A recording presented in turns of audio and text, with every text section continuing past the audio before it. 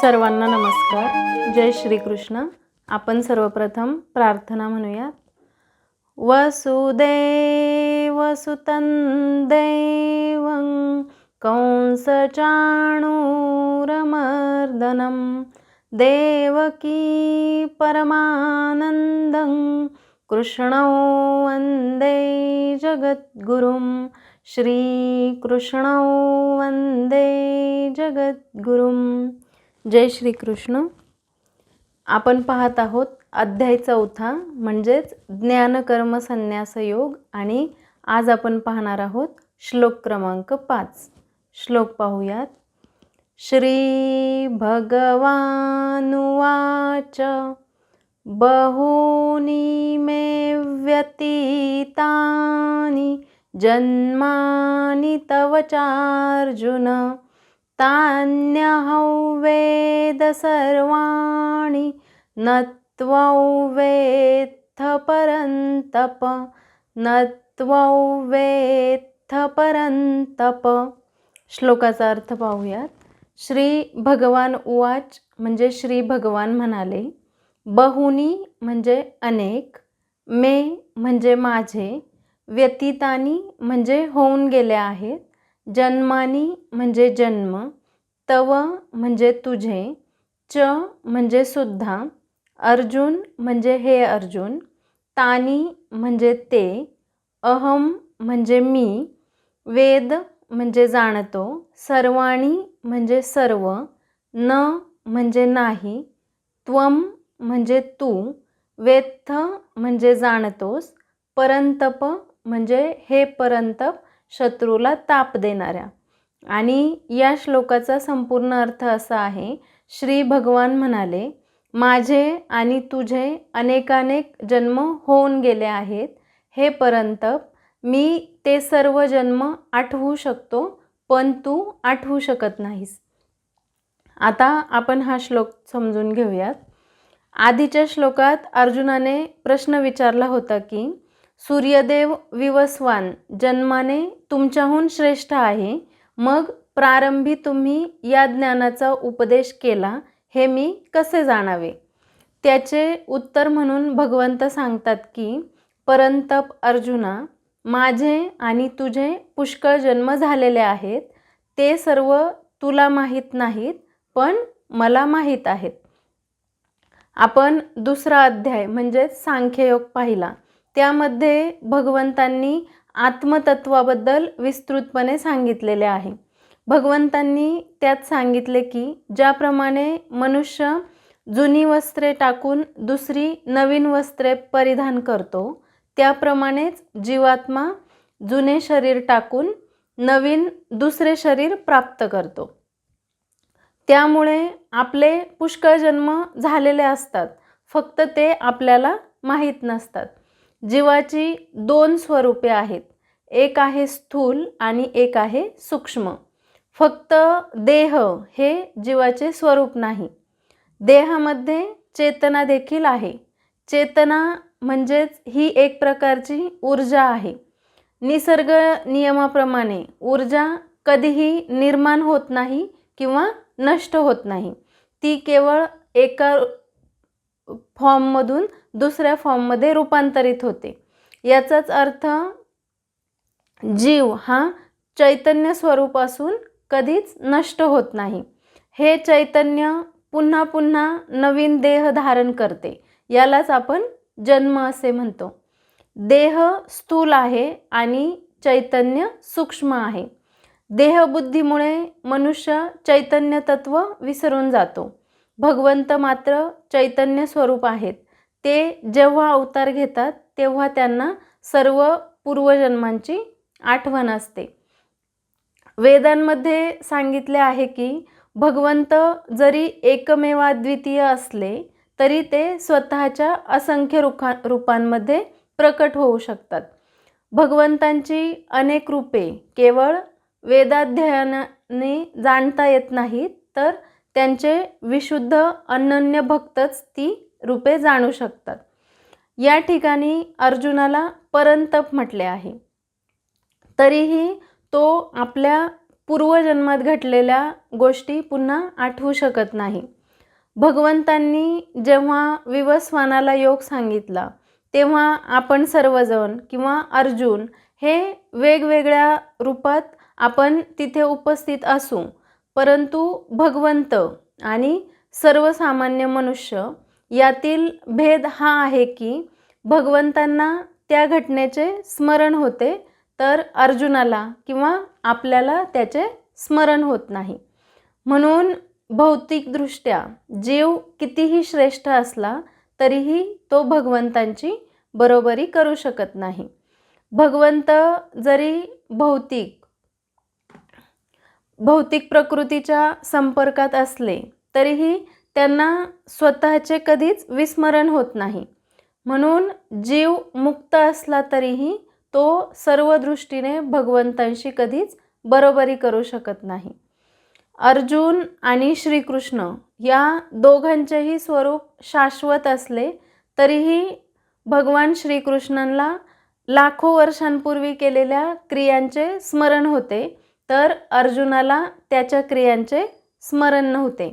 यातून हेच लक्षात येते की जीवाने आपले शरीर बदलल्यामुळे त्याला सर्व गोष्टींचे विस्मरण होते, पण भगवंत आपले सच्चिदानंद शरीर बदलत नसल्यामुळे ते सर्व गोष्टी आठवू शकत होते. भगवान श्रीकृष्ण हे अद्वैत आहेत, अर्थात त्यांचे शरीर आणि त्यांचे स्वरूप यामध्ये काहीही भेद नाही. भगवंतांशी संबंधित प्रत्येक गोष्ट आध्यात्मिक आहे, पण बद्ध जीव आपल्या भौतिक देहापासून भिन्न आहेत. जेव्हा भगवंत हे भौतिक प्रकृतीमध्ये अवतीर्ण होतात तेव्हासुद्धा त्यांचे शरीर आणि आत्मा अभिन्न असल्यामुळे त्यांची स्थिती ही साधारण जीवाहून नेहमी भिन्नच असते. भगवंत अशा उच्च स्थानी आहेत जेथून ते आपला भूतकाळ व भविष्यकाळ पाहू शकतात. अंतकाळी जर आपले मन विकाररहित असेल व त्यात इच्छा आकांक्षा नसतील तर ते विमुक्त होऊ शकते, परंतु तसे न झाल्यास विकारी मन आत्म्याला चिकटते आणि आत्मा नवीन जन्म घेतो. जन्ममृत्यूचे हे चक्र सतत चालू राहते. भगवंतांचा जन्म मात्र अशा विकारांमुळे होत नाही. ते आपला जन्म स्वतः ठरवतात, हे त्यांनी पुढच्या श्लोकामध्ये सांगितले आहे. थोडक्यात या श्लोकाचा सारांश असा आहे, भगवान श्रीकृष्णांनी अर्जुनाच्या शंकेचे निरसन केले आहे. त्यामध्ये ते म्हणतात की जरी आपण दोघेही अनेक वेळा जन्मले असलो तरीही दोघांच्या जन्मात मूलभूत फरक आहे, आणि तो म्हणजे जीव आणि परमेश्वर. जेव्हा जीव किंवा आत्मा आपले देहांतर करतो तेव्हा तो मागील जन्म विसरतो. त्यांना अज्ञान आणि कर्मबंधनामुळे मर्यादित ज्ञान असते. तर परमेश्वर किंवा भगवान श्रीकृष्ण जेव्हा अवतार घेतात तेव्हा ते आपल्या इच्छेनुसार आणि मायेच्या अधीन न होता जन्म घेतात. त्यामुळे त्यांचे ज्ञान अखंड आणि अविस्मरणीय राहते. ते सर्व भूतकाळ आणि भविष्यकाळ जाणतात. तसेच या श्लोकाचे आधुनिक जीवनातील महत्त्व पाहिले तर हा श्लोक आत्मजागरूकता, ज्ञानाची मर्यादा आणि शाश्वतता या संकल्पना स्पष्ट करतो. आपल्याला विस्मृती आणि शिकण्याची प्रक्रिया नेहमी चालू असते. हा श्लोक स्पष्ट करतो की एक सामान्य माणूस म्हणून आपण अनेकदा भूतकाळातील चुका किंवा अनुभव विसरतो, तसेच आपला पूर्वजन्म देखील आपण विसरतो. त्यामुळे वर्तमान जीवनात देखील आपल्याकडून वारंवार त्याच चुका होतात. ही प्रवृत्ती आहे. त्यामुळे आधुनिक जीवनात माइंडफुलनेस आणि स्वचिंतन ही याच विस्मृतीवर मात करण्याची साधने आहेत. तसेच स्वतःमध्ये असलेली क्षमता ओळखण्यासाठी हा श्लोक मार्गदर्शक आहे. भगवान श्रीकृष्ण अर्जुनाला आठवण करून देतात की तू पराक्रमी म्हणजेच परंतप आहेस. याचा अर्थ आपल्याला आपल्या आत दडलेल्या महान क्षमतांची ओळख करून घेणे आवश्यक आहे. भौतिक मर्यादा असल्या तरीही प्रत्येकामध्ये असामान्य काम करण्याची क्षमता असते आणि प्रत्येकाने हीच क्षमता ओळखून त्याप्रमाणे कार्य करणे गरजेचे आहे. तसेच शाश्वत दृष्टिकोन कसा विकसित करायचा त्यासाठी हा श्लोक मार्गदर्शन करतो. आपण अनेकदा आपले आयुष्य केवळ वर्तमान नोकरी, पगार किंवा ठराविक संबंधांपर्यंत मर्यादित ठेवतो. हा श्लोक आपल्याला सांगतो की आपले अस्तित्व केवळ या एका जन्मापुरते नाही. आपले अस्तित्व दीर्घ आणि शाश्वत आहे. हा दृष्टिकोन जीवनातील तात्पुरत्या समस्यांना मोठे महत्त्व देण्यापासून आपल्याला थांबवतो, ज्यामुळे आपल्याला मानसिक शांती लाभते. तसेच या श्लोकातून महत्त्वाचा संदेश काय मिळतो तर ईश्वर हा नित्य, अविनाशी आणि सर्वज्ञानी आहे, तर जीव हा ज्ञान आणि विस्मरणाच्या मर्यादेत बांधलेला आहे.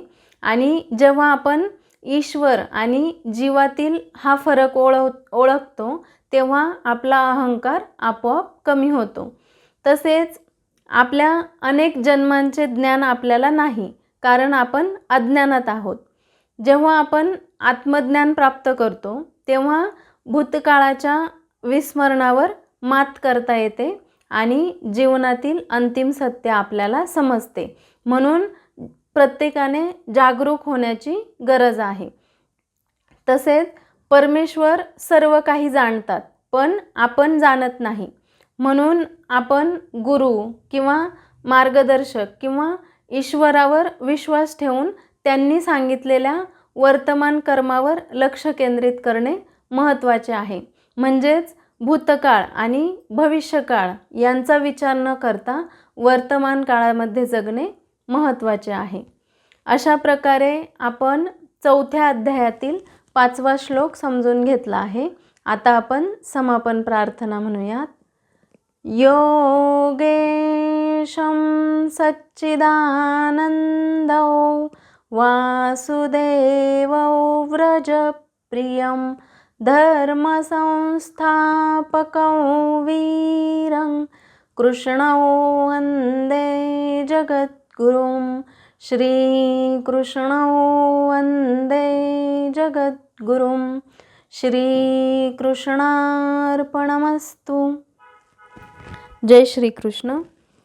व्हिडिओ आवडल्यास लाईक करा, शेअर करा आणि अध्यात्म वाटिका या चॅनलला सबस्क्राईब करा. धन्यवाद.